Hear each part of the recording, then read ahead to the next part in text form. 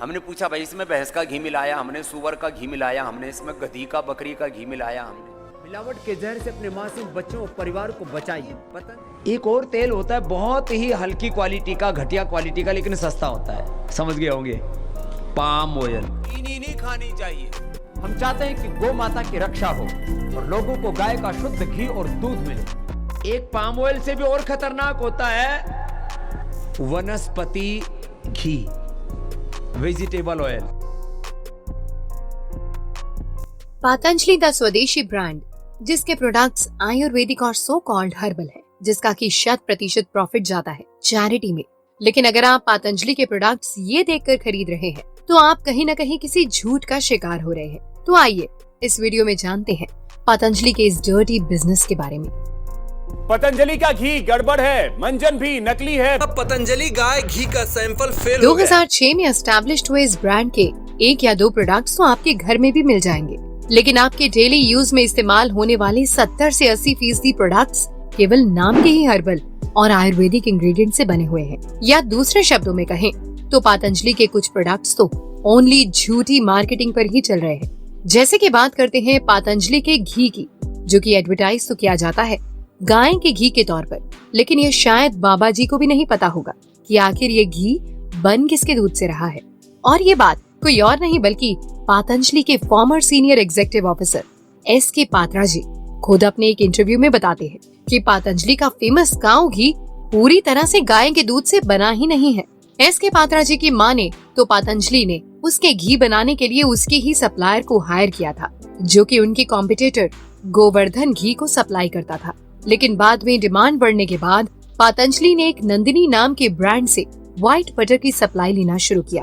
अब बात करें अगर नंदिनी की, तो ये एक मिल्क ब्रांड ही है जिसे कि Karnataka cooperative milk producer federation on करती है।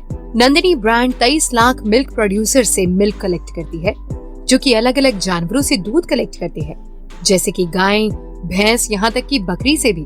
और पतंजलि बस इन बड़े प्रोडक्ट से व्हाइट बटर लेकर उसमें कुछ मिलावट के साथ मेल्ट करके अपना घी तैयार करता है। ये बात यहीं पर खत्म नहीं होती, जहाँ पर बाबा रामदेव कहते हैं कि उनके प्रोडक्ट्स यूजर को मार्केट में होने वाली लूट से बचाते हैं, वहीं पर पतंजलि का घी मार्केट में सबसे ज्यादा महंगा है। Even established brands like Amul, Shri Shri, Govardhan से भी ज्यादा महंगा। कई लैब रिसर्च में पतंजलि के घी को अडल्ट्रेटेड यानी कि मिलावटी पाया गया है।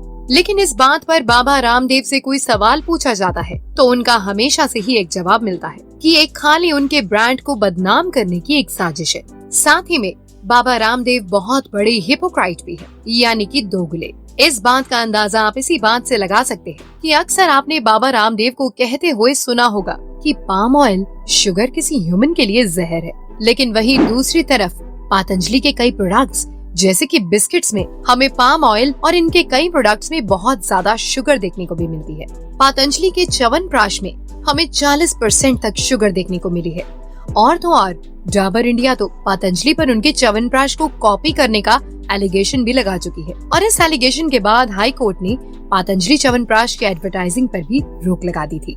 अब बात करें पतंजलि के दूसरे सबसे ज्यादा बिकने वाले प्रोडक्ट्स की, तो हम पतंजलि के दंत कांति को कैसे भूल सकते हैं। पतंजलि अपनी इस टूथपेस्ट को भी आयुर्वेदिक मेडिसिन के नाम पर बेचता है, जिसमें कि आयुर्वेदिक मेडिसिन की परसेंटेज 1% से भी ज्यादा कम है, और बाकी का इसमें वही टूथपेस्ट है जो कोई भी दूसरा ब्रांड यूज करता है। साथ ही में पतंजलि के टूथपेस्ट में फ्लोराइड का भी यूज किया गया है, जिसका कि आयुर्वेद में दूर दूर तक कहीं भी जिक्र नहीं है। यहाँ तक कि 5 से 6 साल के बच्चों के लिए तो फ्लोराइड कंज्यूम करना रेकमेंडेड ही नहीं होता। पतंजलि कहती है कि उसका पूरा प्रॉफिट ओनली चैरिटेबल वर्क्स में यूज होता है। लेकिन अगर आप कोई भी न्यूज चैनल खोलकर देखते हैं तो वहाँ पर आपको पतंजलि का एडवर्टाइजमेंट जरूर देखने को मिल जाएगा, क्योंकि पतंजलि अपने 3 से 5% रेवेन्यू को ओनली एड्स पर ही खर्च करती है, जो कि मार्च 2021 के एंड में 294 करोड़ से भी ऊपर ओनली एडवर्टाइजिंग में ही यूज किया गया था। एक टाइम पर पतंजलि ने एड्स कराने के मामले में कैडबरी को भी पीछे छोड़ दिया था। साथ ही में लोगों को सस्ते के नाम पर प्रोडक्ट्स बेचने वाली पतंजलि के FMCG सेक्टर में अगर प्रॉफिट की बात करें तो वो लगभग 27% से ऊपर था, जो कि किसी भी FMCG ब्रांड के बराबर ही है, जिससे कि हमें पता लगता है कि पतंजलि कम से कम अपने प्रॉफिट परसेंटेज में तो कुछ भी कॉम्प्रोमाइज नहीं कर रहा है लोगों को लूट से बचाने के लिए। इसका मतलब है पतंजलि अगर कोई प्रोडक्ट सस्ता दे भी रहा है तो कहीं ना कहीं क्वालिटी में कॉम्प्रोमाइज जरूर कर रहा है। जैसे कि हम पतंजलि के कोकोनट ऑयल का ही एग्जाम्पल ले लेते हैं, जो कि कई ब्रांड से कहीं ना कहीं सस्ता है, लेकिन इस कोकोनट ऑयल में हमें कोकोनट ऑयल के साथ साथ वेजिटेबल ऑयल भी मिक्स मिलता है, जो कि मोस्ट प्रोबेबली पाम ऑयल ही होगा। साथ ही में इस ऑयल के पैक पर कोकोनट ऑयल की परसेंटेज भी मेंशन नहीं की गई है, जिससे कि हमें ये भी पता नहीं चलता है कि इसमें कितना कोकोनट ऑयल है। वहीं दूसरी तरफ अगर आप पैराशूट का कोकोनट ऑयल देखेंगे तो वो महंगा तो हो सकता है, लेकिन उसमें खाली एक ही इंग्रेडिएंट है और वो है कोकोनट ऑयल। साथ ही में पतंजलि ये कोकोनट ऑयल खुद मैन्युफैक्चर तो करता ही नहीं है। वैसे कई इंटरव्यूज के दौरान ये बताया गया है कि बाबा रामदेव खुद इन प्रोडक्ट्स की क्वालिटी को चेक करते हैं और पतंजलि की टैगलाइन भी तो है, मिलावट के जहर से अपने परिवार को बचाइए, लेकिन यहाँ तो बचाने वाला ही मिलावट कर रहा है। रिपोर्ट्स के अकॉर्डिंग पतंजलि अब इंडियन हाइजीन मार्केट में भी घुसने वाली है, जिसमें कि वो डायपर्स, सैनिटरी पैड्स वगैरह वगैरह भी लॉन्च करने वाला है। और कई सोर्सेज की माने तो इन प्रोडक्ट्स को एडवर्टाइजमेंट की सबसे ज्यादा जरूरत पड़ती है। मतलब कि बाबा जी अब अपना 294 करोड़ का रिकॉर्ड भी तोड़ना चाहती है। हाइजीन प्रोडक्ट्स के अलावा पतंजलि कई और फील्ड्स जैसे कि फ्रोजन फूड्स, सोलर इक्विपमेंट्स जैसे मार्केट में भी जंप कर रहा है। इन नए प्रोडक्ट्स के लॉन्चेस से कस्टमर्स के साथ साथ नई नई जॉब्स यानी कि एम्प्लॉयमेंट भी बढ़ेगी। चलिए, वैसे कहीं ना कहीं ये एक अच्छी प्लानिंग मालूम होती है, लेकिन एम्प्लॉयमेंट से याद आया कि पतंजलि एम्प्लॉयज के मामले में भी बाबा जी की ब्रांड को कई कंट्रोवर्सीज का सामना करना पड़ा।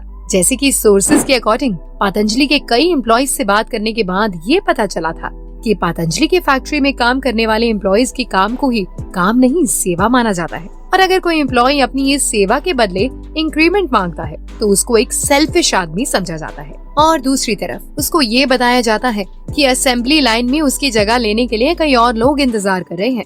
ये तो कहीं ना कहीं एम्प्लॉयज को दबाकर रखने जैसा है। साथ ही में हर बार फैक्ट्री में बाबा रामदेव व आचार्य बालकृष्ण के आने पर उनके पैर छूना तो कंपल्सरी है। इससे फर्क नहीं पड़ता है कि आप पैर छूना चाहते हैं या नहीं। वैसे तो पतंजलि एक ब्रांड है और एक ब्रांड का काम ही होता है प्रॉफिट करना, लेकिन अगर आप पतंजलि को ओनली चैरिटी या स्वदेशी के नाम पर खरीद रहे हैं तो कहीं ना कहीं आपका कट रहा है, क्योंकि कोई भी बड़ा इंडियन ब्रांड हो वो कहीं ना कहीं चैरिटी जरूर करता है, लेकिन ज्यादातर बड़े ब्रांड्स अपने द्वारा की गई चैरिटी को ओपनली एडवर्टाइज करके उनके नाम पर बिजनेस नहीं करते, क्योंकि फिर ये चैरिटी नहीं गुडविल के लिए एक इन्वेस्टमेंट है। साथ ही में कुछ न्यूज आर्टिकल्स के अकॉर्डिंग बाबा रामदेव पतंजलि को एज नॉन प्रॉफिट ऑर्गेनाइजेशन दिखाने की भी प्लानिंग कर रहे हैं, जिससे कि उन्हें और भी ज्यादा टैक्स बचाने में मदद मिलेगी। लेकिन जैसे कि हर सिक्के के दो पहलू होते हैं, वैसे ही पतंजलि के भी सारे प्रोडक्ट्स खराब नहीं हैं। एग्जाम्पल के तौर पर पतंजलि की फिनाइल कई ब्रांडेड फिनाइल के आधे दाम पर है। कुल मिलाकर पतंजलि ओनली हर्बल और आयुर्वेद के नाम पर अपनी अम्ब्रेला ब्रांडिंग के अंडर बेचता है, जिनमें से ज्यादातर प्रोडक्ट्स को तो पतंजलि मैन्युफैक्चर भी नहीं करता है। पतंजलि अपने प्रोडक्ट्स को आयुर्वेद और बिना मिलावटी बताता है, लेकिन हकीकत में पतंजलि भी बस बाकी सारे ब्रांड्स की तरह ही है। So tell us your opinions about Patanjali's dirty marketing and subscribe to Incredible Entertainment for more amazing content.